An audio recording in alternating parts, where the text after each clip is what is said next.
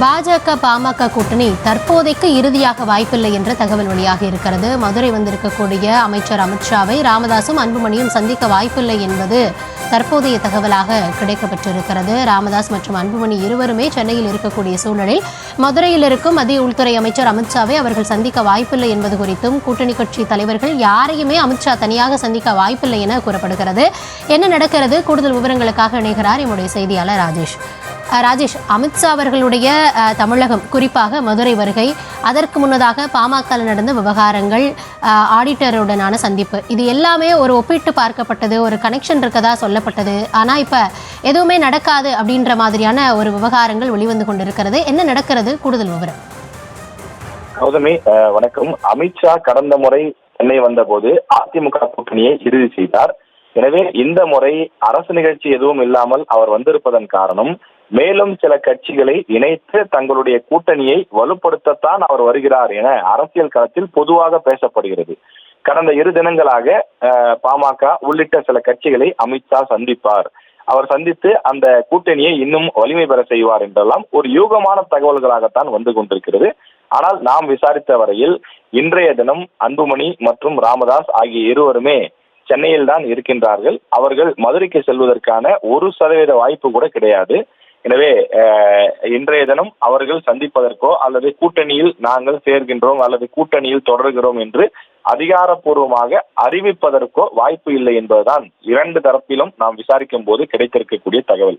அப்படியானால் அமித்ஷா எதற்காக வந்தார் என்று நாம் விசாரிக்கும் போது அவர் வருகை என்பது கூட்டணிக்கும் இதற்கும் எந்த சம்பந்தமும் கிடையாது. முழுக்க முழுக்க பாஜகவை தென் மாவட்டங்களில் வளர்ப்பது, பாஜகவை தமிழகத்தில் இன்னும் வீரியமாக வளர செய்வது, அது மட்டும்தான் அமித்ஷா அவர்களுடைய வருகைக்கான காரணம் என்று தெரிய வந்துள்ளது.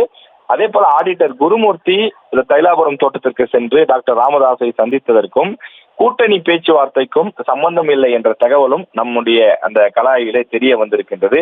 2 தரப்பிலும் நம்மிடம் இருக்கக்கூடிய சோர்ஸ்கள் மூலமாக விசாரிக்கும் போது தந்தை மகன் இடையே நடைபெறக்கூடிய அந்த சண்டைக்கு ஒரு பேச்சுவார்த்தை நடத்தி சுமூக தீர்வு காண்பதற்காக மட்டும்தான் ஆடிட்டர் குருமூர்த்தி சென்றிருக்கிறாரே தவிர கூட்டணிக்கு வாருங்கள் அல்லது மதுரையில் வந்து அமித்ஷாவை சந்தியுங்கள் இது போன்ற எந்த விஷயத்தையும் அவர் பேசவில்லை என்றுதான் நமக்கு தகவல் கிடைக்கின்றது.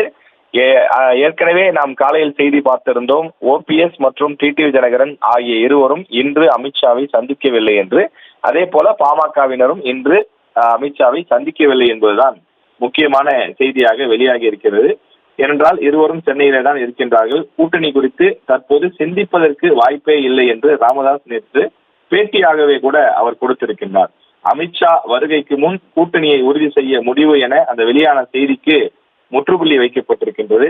ராமதாஸ் குருமூர்த்தி சந்தித்த போது கூட கூட்டணி குறித்தெல்லாம் எதுவும் பேசவில்லை என்ற தகவலும் தெரிய வந்திருக்கின்றது. எனவே அமித்ஷாவினுடைய வருகை முழுக்க முழுக்க பாஜகவினுடைய அரசியல் சார்ந்தது, கட்சியை வலிமைப்படுத்துவது சார்ந்தது தானே தவிர கூட்டணியை வலிமைப்படுத்துவது சார்ந்தது கிடையாது என தெளிவுபடுத்தியிருக்கின்றார்கள். எனவே இந்த விவகாரத்தை பொறுத்தவரையிலே பாமக இன்றைய தினம் அமித்ஷாவை சந்திப்பதற்கான வாய்ப்பு இல்லை என்பதுதான் இதனுடைய சுருக்கம். மத்திய அமைச்சரின் தமிழக வருகை, பாமகவில் நடக்கக்கூடிய உள்கட்சி விவகாரங்கள், இதுபோன்ற விவகாரங்களை தொடர்ந்து இந்த கூட்டணி இறுதியாகுமா அப்படின்ற ஒரு கேள்வி நீடித்து வந்த நிலையில் இன்றைய தினம் அது தொடர்பான அறிவிப்போ இல்லை பேச்சுவார்த்தையோ எதுவுமே நடைபெறாது என்பது கிடைக்கப்பட்டிருக்கும் தகவலாக இருக்கிறது. உங்களுடைய தற்போதைய விவரங்களுக்கும் நன்றி ராஜேஷ்.